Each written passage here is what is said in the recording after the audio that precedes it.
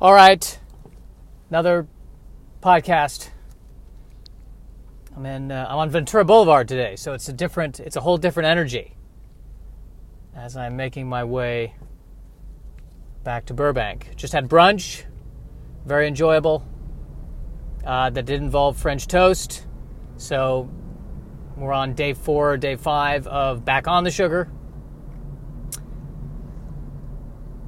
And still in that part of the process where I've relapsed, where I'm feeling okay about it.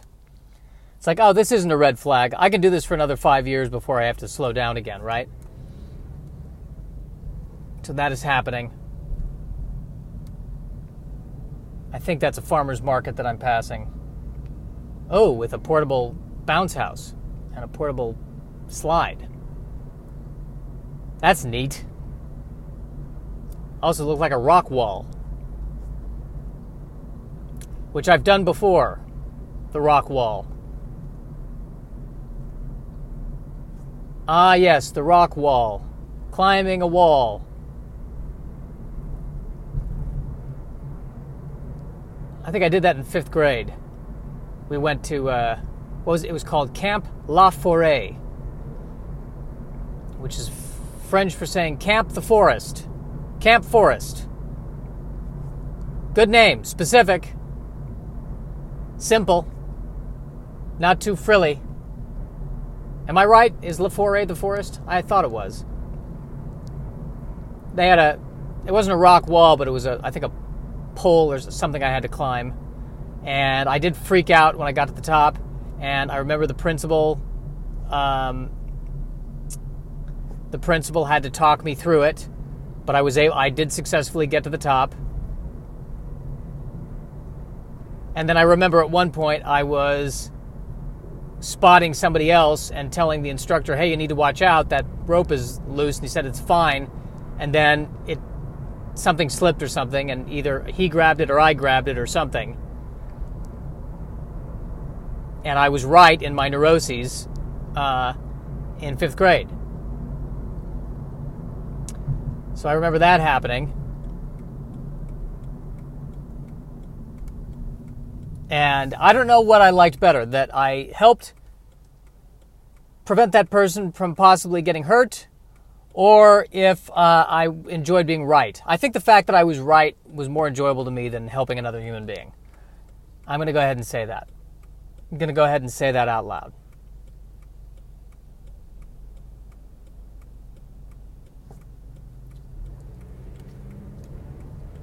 What else can we discuss?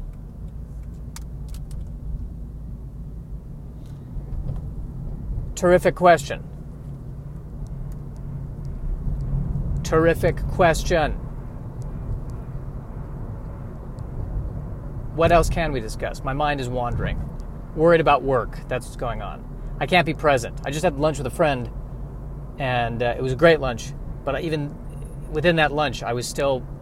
I couldn't stop worrying about other things that weren't even there. And that really upsets me. That all of my life, like, worrying gets in the way of just existing. And I wish there was a way that I could not worry. And it seems like the only way, the closest thing to do is to be perfect. That's the only way out of not having to worry. If I'm perfect, then I don't have to worry because I'm perfect. But I'm not perfect. Ergo, I worry.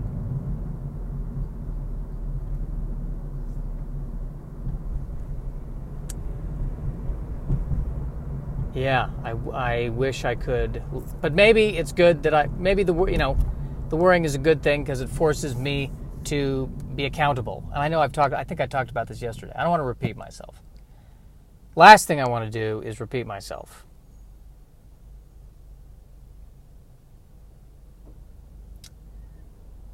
I just want to, I wish that I could let go. I have to talk about this because I'm noticing in front of me there's a Honda Accord Sport. And how do I know it's a sport version of the Honda Accord? Well, it has the word sport written on it, and it has a little fin on the back of the hood. And I'm sure in the interior there's some bells and whistles that aren't there on a normal Honda Accord. Can we stop calling a sports car if it is not a sports car? That bugs me. It's not a sports car. Don't call it the Accord Sport. Call it the Accord Deluxe if you want to. But not sport. It is not a sports car.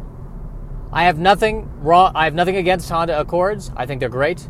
I love Hondas. I'm a huge Honda fan. Anyone who knows me knows that I care about Hondas. And I am on the side of Honda. But I'm just tired of seeing a Ford Explorer Sport. Just slapping the word sport on it does not make it a sports car. Oh, but they're not trying to make it a sports car. They're just trying to make it a, it's a fancier model. I don't care. There needs to be a degree of sexiness for you to put the word sport on it. That should be the law. That should be the law. Otherwise, where does it end?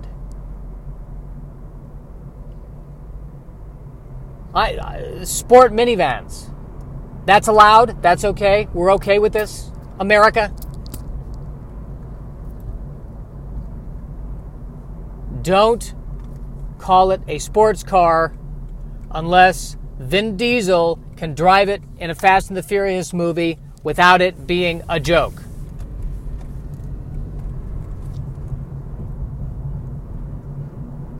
Sign that into law, print it, I'll sign it, put it on my desk in the morning, I'll sign it.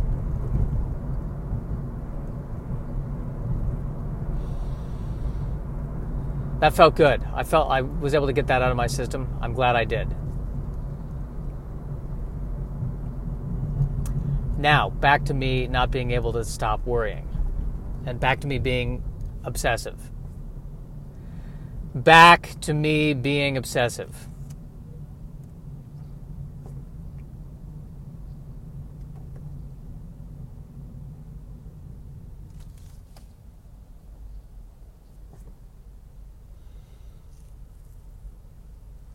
I wish that I could...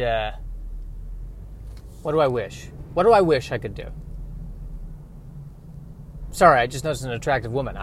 Which for me is huge that I noticed an attractive woman. I've been so shut off emotionally lately, I haven't even noticed other people, let alone attractive women. So this is a good sign.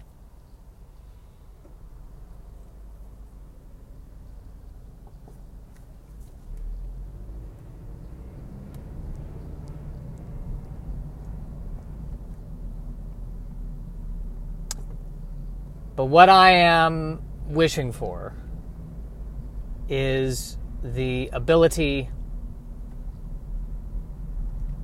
to let go of a worry. Letting go. That's really the big thing. Letting go. I'm really struggling with letting go. You know, I want to be a comedian. I want to have a career as a comedian. And not having that, I feel this hurt. And I want to be able to still pursue things, but not feel the hurt of it. And let life, trust in life a little bit more, and trust that it's going to guide me where it should guide me. And be able to enjoy things. Although, for me, enjoyment is really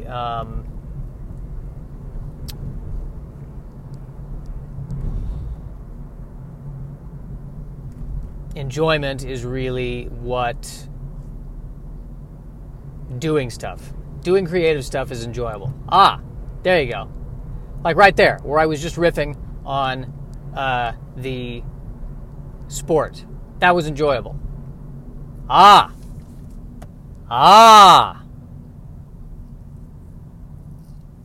Do what you love, and maybe the rest will fall into place. So let me give that a shot. What do I love to do? What do I love to do? Complain about things.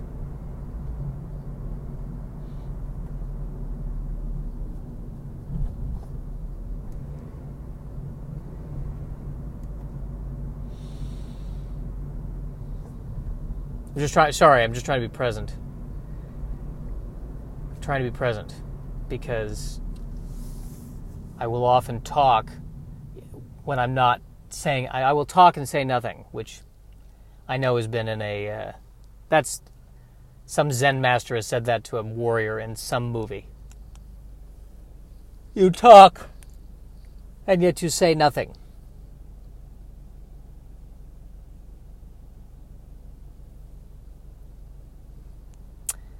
Seeing a dead end sign, which is too close to home.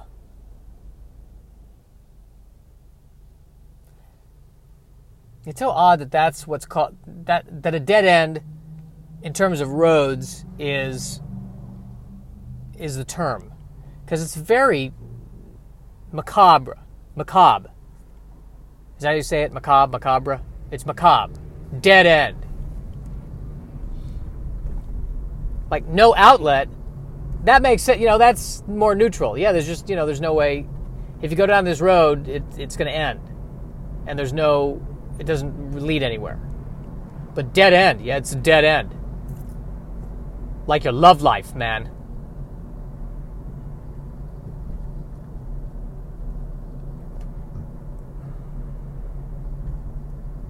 Seeing this shop that says Flowers by Dan, which is, there's nothing wrong, you know what? There's nothing wrong with that name. There's nothing wrong with that. And this is, no offense to Dan, who I'm sure is very good with flowers.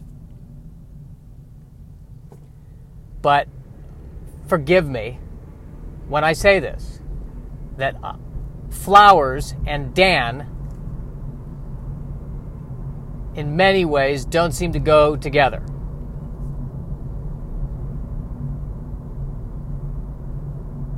Flowers by Dan. I mean, I guess I'm being prejudiced against the name, but if somebody is making flowers for me, I want the name to be Celeste or something like that. Celeste is the name of a person who knows floral arrangements, which is totally not based in reality, because Dan, if he's good enough to, have a store open for as many years as this place has been open, surely Dan knows his stuff better than maybe half of the Celestes out there. Maybe, you know what? Let's go ahead and say 80% of the Celestes. Why am I judging the name Dan? I mean, the first Dan I think of is Dan from Roseanne, the John Goodman character, who on balance was quite a great guy. But would I want the character Dan from Roseanne to arrange flowers? No.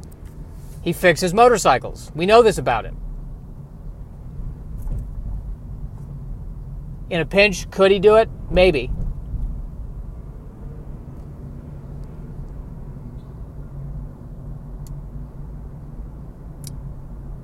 Busy day, busy Sunday on Magnolia. A lot of activity, a lot of people walking around, shopping, looking at antique stores, showing off their tattoos. Everyone has tattoos. Sleeves of tattoos.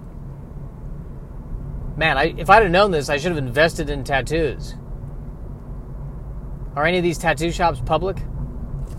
Trading on Wall Street?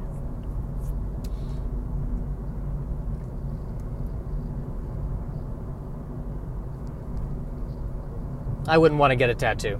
Would not want to get a tattoo.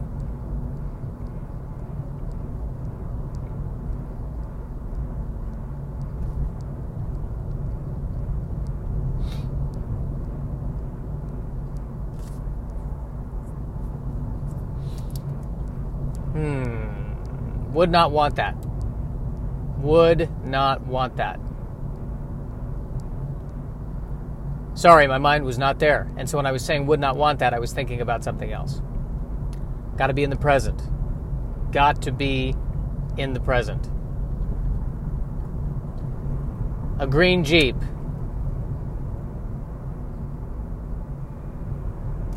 Again, another prejudice of mine. I don't know what it is, but anyone who drives a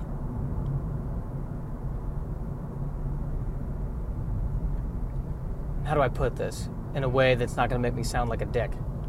I'm not sure if I can do that. And you know what? I don't want to sound like a dick. I don't want to go there. I don't want to go there. I'm retracting my stupid comment.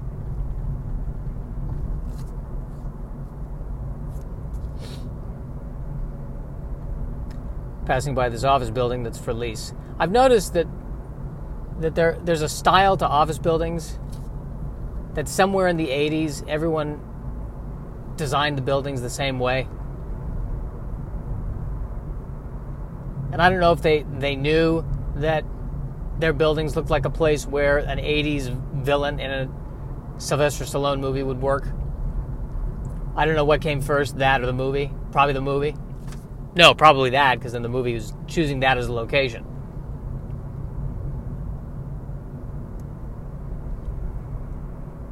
And that, being the son of somebody who worked in office buildings and works in office buildings, I feel like they're designed, people are, I think, trying to make them intimidating. There's one building in Denver that we all nicknamed the Darth Vader building because it's just this jet black tower. It looks like if Sauron from Lord of the Rings lived in modern times and was an industrialist, that would totally be the building that he would live in and work out of. That Denver skyscraper that is all black, it's in Cherry Creek. All it's missing is the giant eye on top of it, looking out over everything.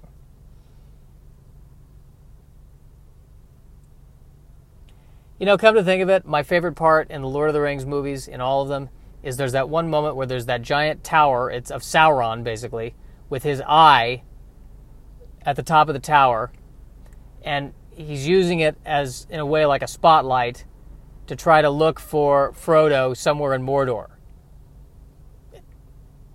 And I'm thinking, he's this keeper of unspeakable power. His eye is literally a flame of energy. And basically, he's using this giant portal like a flashlight. Maybe over there? You there? Hello? Is it? Maybe he's over there. Nope. Over there? Nope. You'd think with all that magic, you know, he could use the Force or something and feel where Frodo was using a complex, I don't know if we call it telekinesis or, shared electrons or whatever. But he's using his giant eye like a flashlight. Looks ridiculous.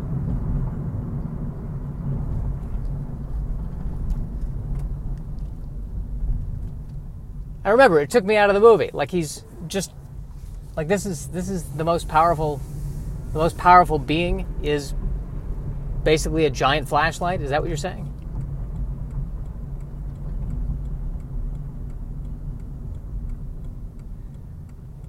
Oh, it's 2. And this always happens at 2. This fatigue sets in.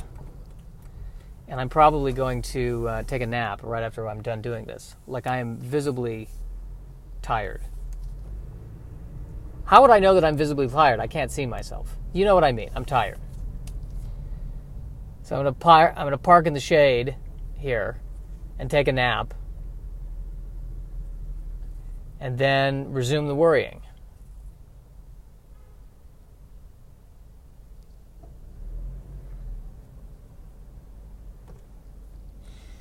That is my plan.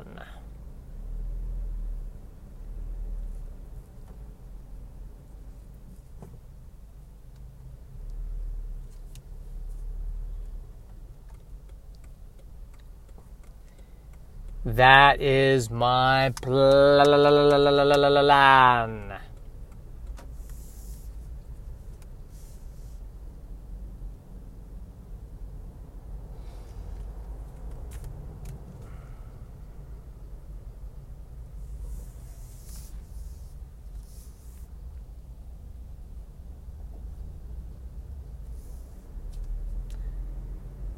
So that is what we will do. That is what we will do.